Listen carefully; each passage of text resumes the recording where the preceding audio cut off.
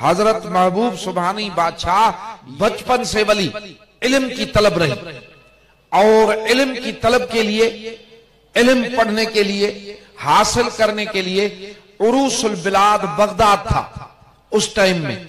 उधर मदरसे थे, उधर बहुत बड़े आलिम थे और आपने इसी वजह से अपनी अम्मी जान से जो वलिया भी थी और उस टाइम में बेवा भी थी, तो उनसे इजाजत मांगी, मेरी अम्मी मुझे इजाजत दे कि मैं जाऊं, पढ़ने जाऊं बगदाद। 400 मील, कम अज कम 600-700 किलोमीटर उस बस्ती से बगदाद शरीफ दूर था और 800-900 साल पहले 400 मील दूर जाना, इसका मतलब यह था कि हमेशा की जुदाई।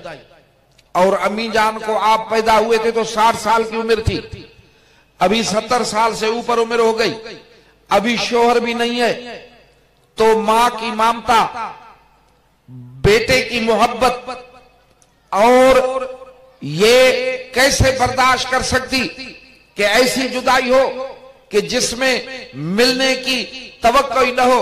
लेकिन फरमाया कि जा बेटे, मैं अल्लाह की राह के लिए तेरी जुदाई कबूल करती हूं,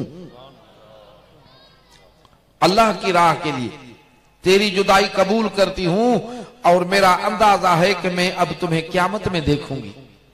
लेकिन एक बात है, तेरे बाप का कुछ पैसा रखा हुआ है, तुम 2 भाई हो, 80 दरहम है, अपने हिस्से का 40 दीनार तू ले जा।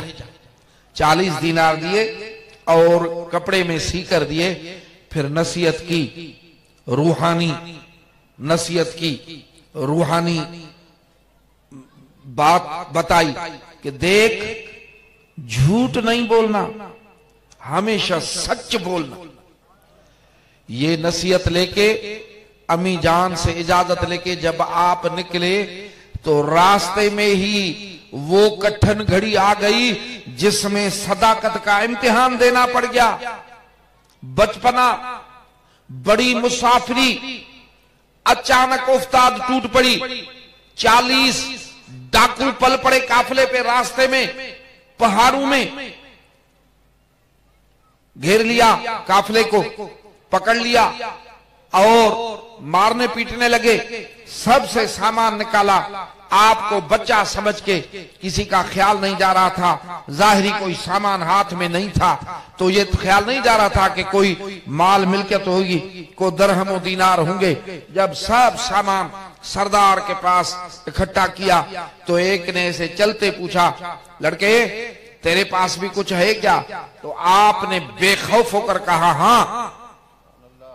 इसको तुम क्या समझते हो मेरे भाई? पहले पहले तो ये बात सुनो कि अचानक आदमी डाकू के हथे चढ़ जाता है तो उसकी सटी गुम हो जाती है, हवास गुम हो जाते हैं, अकल सलामत नहीं रहती, डर के मारे दूसरी बात जबान से निकलती है, और अगर कुछ होता है तो उसको छुपाने के लिए लग जाता है। सोचो कितना बड़ा सफर, बचपना, लड़कपन की उम्र और 40 दीनार साथ और बड़ा सफर, ज़्यादा राह। लेकिन क्या बात साबित हो रही थी? ये साबित हो रही थी कि जो वली होते हैं, जो अल्लाह के प्यारे होते हैं, वो दरहम और दीनार पर नहीं, अपने मालिक पर तवक्कल करते हैं। उनका ज़्यादा राह मोहब्बत होती है, उनका किरदार बड़ा ऊंचा होता है। तो उसने कहा, तेरे पास पैसे? आपने फरमाया, हाँ है। बेखौफ होकर कहा, क्या बात है, अल्लाह पाक ने जो फरमाया है सच फरमाया है कि बिस्मिल्लाहिर्रहमानिर्रहीम, अला इन्न औलिया अल्लाह ला खौफुन अलैहिम वला हुम यहज़नून। खबरदार, आगाह हो जाओ लोगों, जो अल्लाह के महबूब हैं, रब के प्यारे हैं, उनको डिप्रेशन नहीं होता, उनको टेंशन नहीं होता, उनको मायूसी नहीं होती, उनको खौफ ये ऐसा नहीं होता जैसा लोगों को होता है। जरूर खौफ होते होंगे, होते कोई बात होती होगी, लेकिन मायूस, अफसरदा, डिप्रेशन टेंशन उनको होता ही नहीं। क्या इससे भी ज्यादा कोई खराब सूरत हाल पेश आएगी कि अचानक डाकू घेर ले और सब चीज छीन ले और आगे जाने के लिए एक दाना लेने के लिए भी पैसे न हो, बड़ी मुसीबत है। लेकिन क्या कुर्बान जाइए हुजूर गौसुल आजम पर इस वक्त भी परेशानी नहीं है, बेखौफ लगे खड़े। हाँ पैसे हैं 40 दीनार हैं, तो उसको यकीन नहीं आया। सबका सामान समेटकर सरदार डाकू के आगे रखा। उसने कहा सारा सामान उठा लिया, कुछ बचा लिया है पीछे, रह तो नहीं गया। तो एक को याद आया, उसने कहा सही अभी एक लड़का है काफले में, काफले वालों में, वो कह रहा था कि मेरे पास 40 दीनार है। बोला ले आओ उसको। उसने कहा सही बच्चा है, ऐसी कोई बात लगती नहीं है दिल को कि होंगे। कौन बताएगा? डाकू को सही बताएगा कि पैसे जाहिर तो हाथ में नहीं है, ऐसे बोलता होगा। बोला नहीं ले आओ। अरे भाई ले आओ। एक बात सुन, ये जो चीजें होती हैं ना, इनके पेशानी से नूर चमकता है, नूर। ये बात याद रखना, ये आम आदमी की तरह नहीं होते। होते तो आदमी हैं, लेकिन आम आदमी की तरह नहीं होते। उनके चेहरों में कशिश होती है, उनके कुर्ब में एक अजीब बात होती है। उनके सामने आके डाकू भी मुअद्दब हो जाते। सरदार के सामने जो आए, देखा, पूछा लड़के तेरे पास कुछ है क्या? आपने फरमाया हाँ। क्या है? 40 दीनार। उस टाइम में 40 दीनार बड़े थे। 40 दीनार कहां है? इस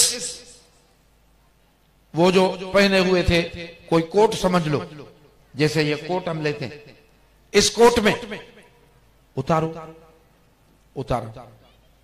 उसको जो खोला और उसको जो थोड़ा फाड़ दिया, तो चमकते हुए जब सोने सिक्के निकले तो मारे हैरत के उसका मुंह खुल गया। उसको यकीन नहीं आ रहा था। तो उन्होंने पूछा आपने ये सच बोल दिया, हमें बता दिया, देख रहे हो हम सबको लूट रहे, सबसे माल छीन रहे, हमको तो तुम में गुमान ही नहीं था। तुम अगर नहीं बोलते कि मेरे पास कुछ नहीं है, हम तो सख्ती भी नहीं कर रहे थे, हमारा ख्याल ही नहीं था तेरे पास होगा। सच को बोला। आपने फरमाया सुन, अभी अपनी माँ की नसीहत सुन के आ रहा हूं। मेरी माँ ने मुझसे कहा कि मेरे बेटे झूठ नहीं बोलना, सच बोलना। अभी अम्मा से वायदा करके आ रहा हूं कि सच बोलूंगा, झूठ नहीं बोलूंगा। ये वायदा नहीं तोड़ सकता। पैसा चला जाए, कुछ भी चला जाए, सच पर रहूंगा। मेरे भाई बड़ी बात है, ये छोटी बात नहीं है। तो क्या असर पड़ा हजरत महबूब सुबहानी के किरदार का, उनके हुस्न अमल का। दुनिया ने देखा, फैज चलना शुरू हो गया है। वो डाकू लरस के रह गया, उसकी दिल पे, कल्ब पे वो असर हुआ कि कदमों में गिर गया कि बच्चे तू बच्चा होके एक वायदा कराया है और उससे हट नहीं रहा और दुनिया कुर्बान कर रहा है, डर नहीं रहा है, और मैं अल्लाह से और उसके महबूब से वायदे तोड़ रहा हूं। भाई उसको ये ख्याल पहले क्यों नहीं आ रहा था?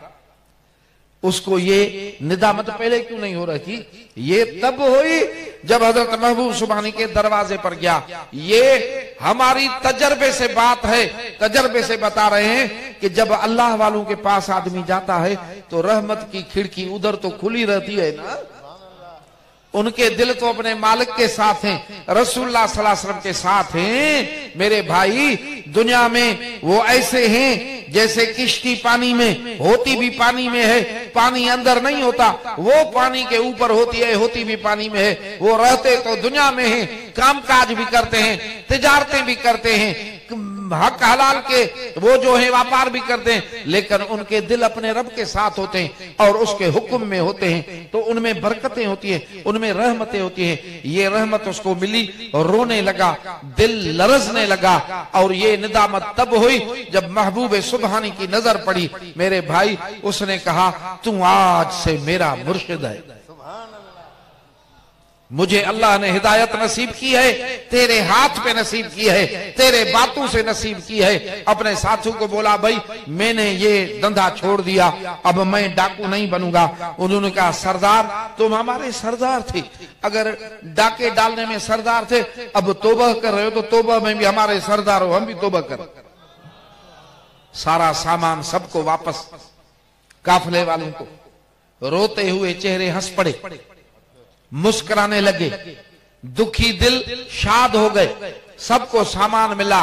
सरकार के हुजूर गौसल आजम के हाथ मुबारक पर तौबह की, उनसे तौबह करवाई।